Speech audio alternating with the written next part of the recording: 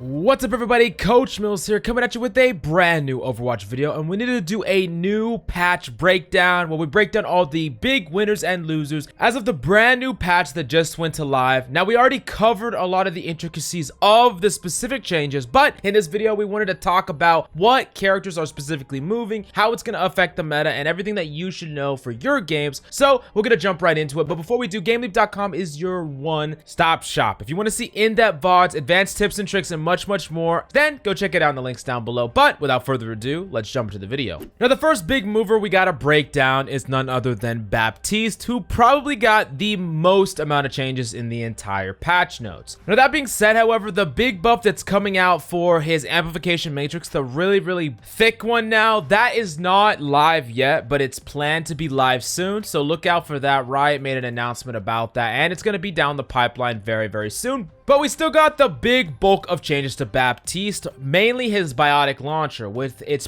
primary fire was reduced from 0.45 to 0.38 seconds. The primary fire damage got reduced from 25 to 28 seconds, which actually allows him to fire a lot more quickly and do more damage overall at the cost of more ammo, of course, because you're doing less damage per bullet. The second rate of fire, which is the healing, the recovery time got increased from 0.8 to 0.9 seconds, and the healing got increased from 50 to 60. So now it's going to take longer to fire multiple shots, but it's going to do more healing for each one. So this is a really interesting change that they did. And I know at first response to this, a lot of people are going to be like, why did Baptiste get any buffs? But the thing is, Baptiste actually had the least amount of playtime for support in Grandmaster and almost one of the least amount of pick rates out of any character in the entire game. Now I know that a lot of people are really liking the meta in Overwatch right now, and the fear here is that Baptiste really enables Orisa, and an Orisa Zen double shield composition with like a Sigma or Ryan is the composition that a lot of people are afraid of, and honestly most people didn't really want this change to go through. Now that being said, however, I don't think you need to fear at all, because without Orisa buffs, I don't think that these changes are strong enough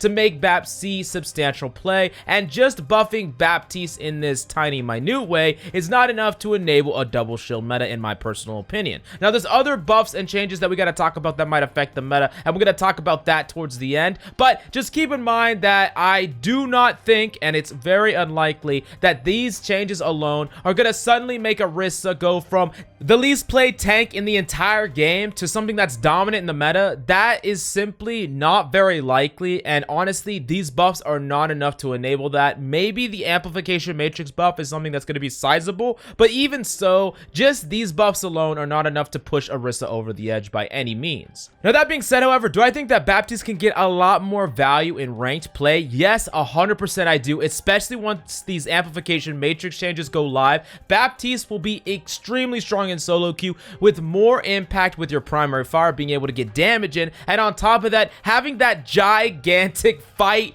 covering amplification matrix can probably win a team fight all by itself, and that's going to be incredibly decisive. Now in the higher levels and in pro play, I don't think that this is going to matter as much, because players really coordinated amplification matrices and used that effect very effectively together because they called for it and they planned it out. However, in ranked play, a lot of times you'll throw an amplification matrix and your teammates won't use it at all. But now that it's so large, you just got to put it in front of your teammates. They're going to do more damage, they're going to get picks, and you're going to win team fights basically without having to set it up and communicate anything like that, which is going to be fantastic. I definitely think that all these changes are going to make Bap much better if you want to pick up a support and carry in certain situations. He's going to be a pretty good support to pick up. Now that being said, moving on to the next big change that I wanted to cover here specifically, it's McCree's change. With his base health increased from 200 to 225, and the Peacekeeper, his primary weapon, the reload time went from 1.5 to 1.2 seconds to reload the weapon. Now, I really believe that these McCree changes are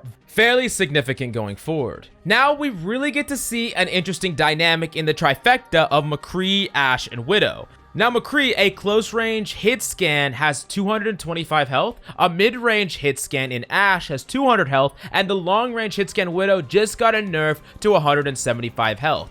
3 different effective ranges and 3 different health points. Of course, the person with the least amount of range has to position more aggressively, and he has more HP to back that up, and the one that gets to play extremely far away and gets to play far away in safe positioning, has the least amount of health, makes her much more susceptible to ham-in dives and getting peeled and things like that. Now, going back to McCree, however, McCree can now survive a damage-boosted Ashe headshot and will have better matchups across the board against things like Tracer, Genji, Doom, and just general dives like Monkey and, of course, Wrecking Ball. Now, we actually do have a case study about how this health will affect McCree in the fact that he used to have 250 health before they reverted that because they deemed it far too powerful. Now, that being said, however, there has been a lot of nerfs that have went through, so I do think that 225 health is actually quite powerful on McCree, and like we said, upping the matchups against a lot of these different divers actually put McCree much more closer to a 50-50 or even a slight advantage into many of these matchups unless you're up against players at the highest level.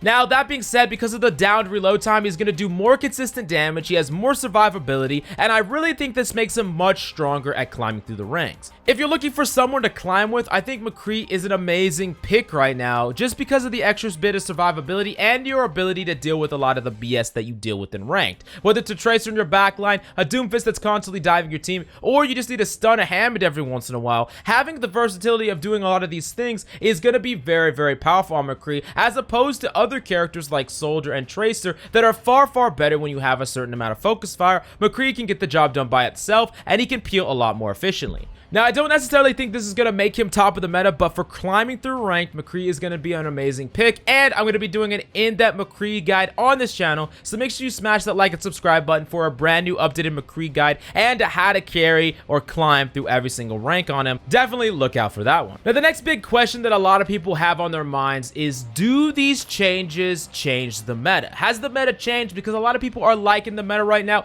It's one of the most diverse metas that we've ever seen, and a lot of players didn't really want these type of changes to go through, especially changes with Baptiste and Brig and different things like that. So the fear is the meta different? And in my personal opinion, the meta should remain mostly the same. Typically, tanks are what change and decide metas, and Baptiste buff alone should not severely enable Orisa to be played again. And honestly, every single bad meta that we've had in the past outside of GOATs, and some people love GOATs, but I'm going to include GOATs in the bad meta compositions, all the other terrible compositions have been 100% enabled by Orisa. And besides Orisa, Pull Hook, that was like the only composition that was okay, but that was Double Sniper. Some people hated it.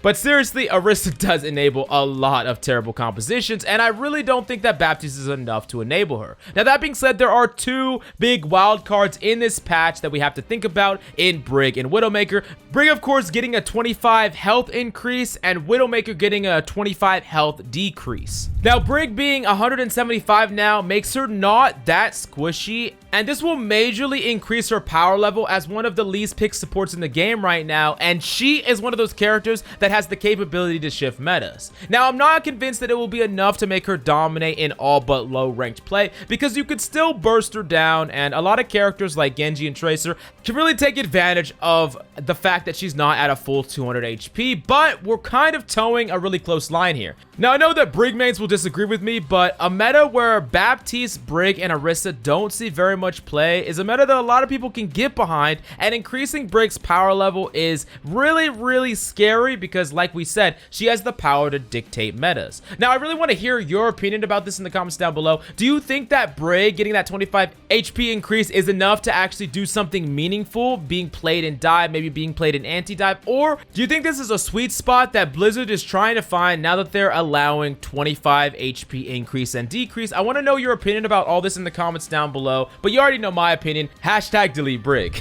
Now, moving on to Widowmaker, the fact that Widowmaker has a 25 health decrease makes her a lot easier to be punished, but honestly, this really shouldn't decrease Widow's power level at the highest level. However, she is going to be a little bit harder to peel for. If you're playing Widowmaker, you're going to have to be much more cautious about what enemies are diving you and your positioning in general, because you can die to a lot more things or just get spammed out from different areas. Now, we'll just have to see how powerful McCree is in this new state, because I could easily see a draw to Ryan, Zarya, McCree compositions going forward, especially if McCree has some of the tools to survive those initial dives and deal with pesky divers like Tracer and, of course, Wrecking Ball. Now, you might be saying, okay, I don't really care what's going to be played at the highest level or in Grandmaster or in Pro Play. What are the big takeaways for me, Coach Mills? And I'm going to tell you that right now. The first thing is, if you're a DPS player, play more McCree in general. He's going to be a great pick to flex onto when you need something that has the right amount of survivability, the right amount of peel, and the ability to take a lot of matters in his own hands and shut down a lot of different divers like we talked about before.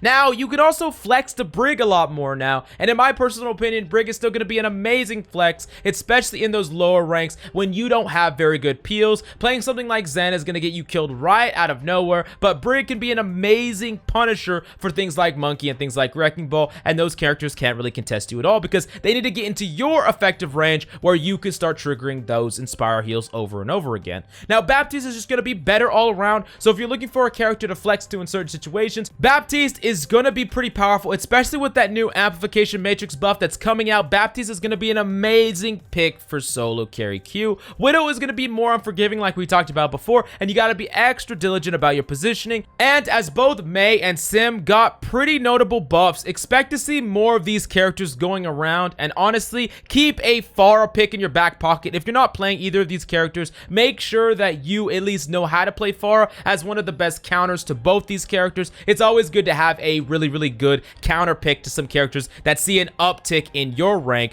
No matter where your rank is, sometimes you just lose to some of these really cheesy characters, and Pharah can deal with all that. So I would highly suggest that for you. But if you want to master any of the characters that we talked about, go head over to the GameLeap.com website right now for everything up to date, in-depth VODs. But thanks so much for coming by. I hope you enjoyed the video. Any questions, definitely let us know in the comments down below. I'm Coach Mills, and of course, until next time.